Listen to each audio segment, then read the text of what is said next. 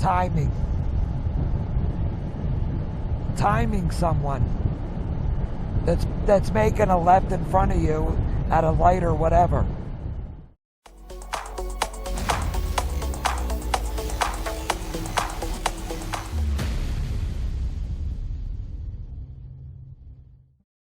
Yeah, it's nice somebody's making a left and it looks like they're going to make it, so you're timing the guy and you come across the back of the car, at about 2 feet of clearance or something. You just time your speed and all that. It might sound like a good idea at first, but no, it's not.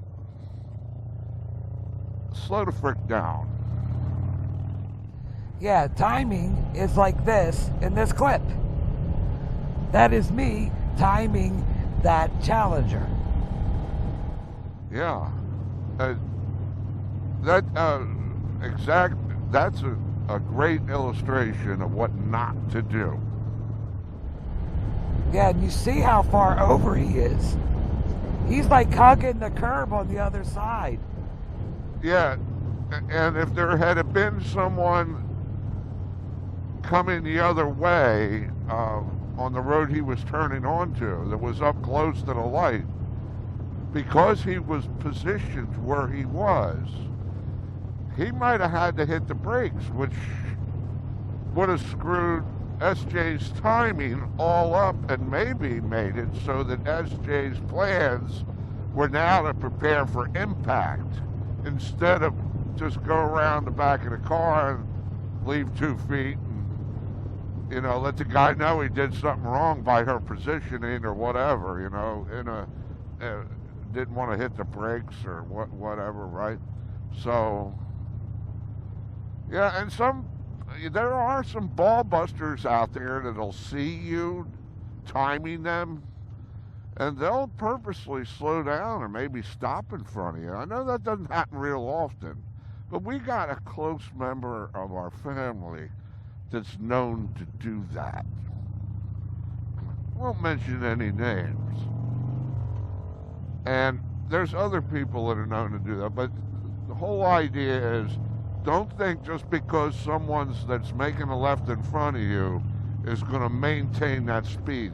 There could be something in their way. There could be somebody walking across the street that they didn't figure on, because they're looking at you. They're looking to get in front of you, and they see you. I mean, this guy obviously saw SJ, so he was taking a lot for granted that nothing was going to be in his way. And unfortunately, when she got on him and closer to him, he saw that he had to come close to the curb on the other side.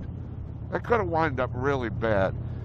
The object is, when you do that and you don't slow down, I did not slow down that day. I took for granted, kept my speed going, that I was going to go right behind that guy, and the other guy, not only that, there was a guy also, if you see here, getting ready to make a left as well, and taking for granted that his ass was staying there too. His ass? I put myself in a situation where the guy in the Challenger could have stopped, and the guy that was making a left could have decided to make a left. And I went right between the two. And I never slowed down. If you listen to my bike here, I never slowed down in that situation, and that was wrong for me to do because I put myself in a very dangerous situation. Not saying stop, but slow down. We all do it. But like when you get home after a ride, or while when you just had a situation go on and you're still riding, and you've got time to think, maybe you contributed to that situation. You could have, taken it to the next level. One thing, if something sneaks up on you and you weren't quite paying attention and you got an emergency situation on your hand, but when you see it coming, yeah.